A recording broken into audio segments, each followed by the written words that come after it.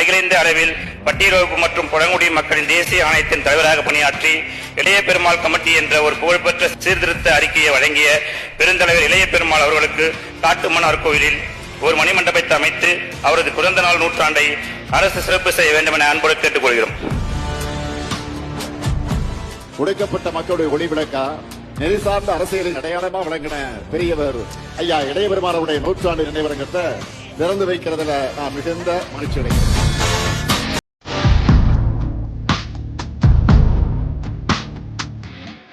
முத்தமிழறிஞர் கலைஞர் அவர்களுக்கு உற்ற துணையாக இருந்தவர் ஐயா இளைய பெருமாள் அவர்கள்.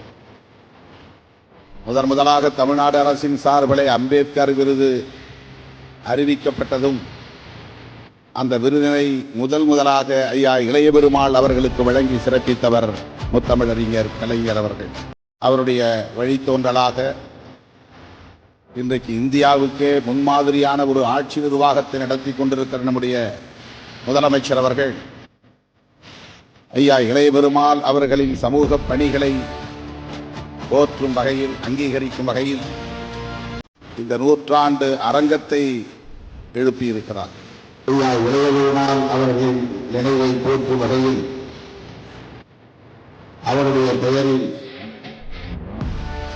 நூற்றாண்டு அரங்கத்தை கட்டி எழுப்பி இன்றைக்கு திறந்து வைத்திருக்கிற மாண்புமிகு முதலமைச்சர் அவர்களுக்கு எனது நெஞ்சார்ந்த நன்றியை முதலில் உரித்தாக்குகிறேன்.